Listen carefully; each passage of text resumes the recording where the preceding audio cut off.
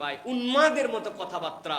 এক বিয়ে কম তাকুয়া, দুই বিয়ে ডবল তাকুয়া, তিন বিয়ে তিন তাকুয়া কোথাতে পাইছেন? আত্মসম্মান রক্ষার জন্য, নিজের গায়রত বাঁচানোর জন্য, নিজের গুনাহ থেকে হেফাজতের জন্য আপনি বিয়ে শাদীকে একবারে তামাশার পর্যায়ে নিয়ে গেছেন। ইসলাম কোনো ফাজলামির বিধান নয়, এমন ভাবে উপস্থাপন করা যাবে না। এত বাজার দেওয়ার কি আছে? এত বাজার দেওয়ার কি আছে? আপনার প্রয়োজন হয়েছে আপনি নিজে নিজে বিয়ে করে আপনার মতো করে আপনি থেকে দেন। এটাকে বাজার দিয়েছেন কি? ইনসাফ নাই, আদালত নাই। প্রথম স্ত্রীর সাথে আপনার নিজেই ইনসাফ করতে পারেন, আরেকটা ঘরের মধ্যে নিয়ে আসতেছেন।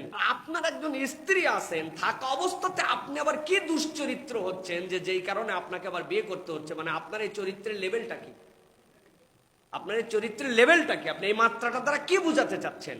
চরিত্র রক্ষার জন্য দ্বিতীয় বিয়ে, এই টার্ম, এই কথাটাই হচ্ছে ইসলামের সাথে একটা সাংঘর্ষিক কথা এবং ইসলামকে উপহাসের পাত্র বানানোর কথা। বলবেন কিভাবে? আল্লাহ রাব্বুল আলামিন রাসূলুল্লাহ সাল্লাল্লাহু আলাইহি ওয়াসাল্লামকে যে বিধান দিয়েছেন, বিয়ে করো, বিয়ে যদি করতে না পারো ধৈর্য ধরো, ধৈর্য ধরার ক্ষেত্রে আল্লাহ রাব্বুল আলামিন বিধান দিয়েছেন তুমি হচ্ছে তাহলে রোজা রাখো।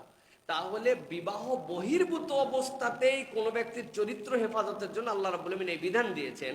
আর আপনার একজন স্ত্রী আছেন, থাকা অবস্থাতে আপনি আবার কি দুশ্চরিত্র হচ্ছেন যে যেই কারণে আপনাকে আবার বিয়ে করতে হচ্ছে? মানে আপনার এই চরিত্রের লেভেলটা কি? আপনার এই চরিত্রের লেভেলটা কি? আপনি এই মাত্রাটা দ্বারা কি বুঝাতে চাচ্ছেন?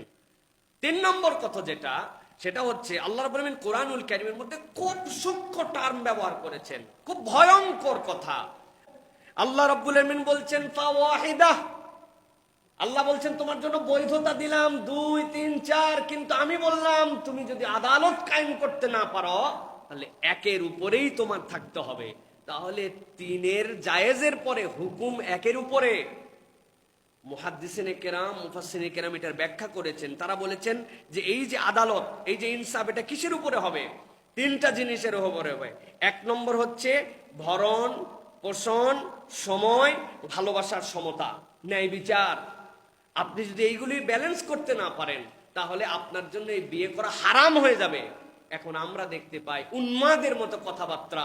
এক বিয়ে কম তাকুয়া, দুই বিয়ে ডবল তাকুয়া, তিন বিয়ে তিন তাকুয়া কোথাতে পাইছেন? এটা ইসলামের বিধান নিয়ে কথা বলার সময় আপনাকে হুঁশ জ্ঞান করে কথা বলতে হবে। হ্যাঁ, ইসলামের দ্বিতীয় বিয়ে বৈধ, এইটা নিয়ে যদি কেউ কথা বলে তাহলে তার ঈমান চলে যাবে।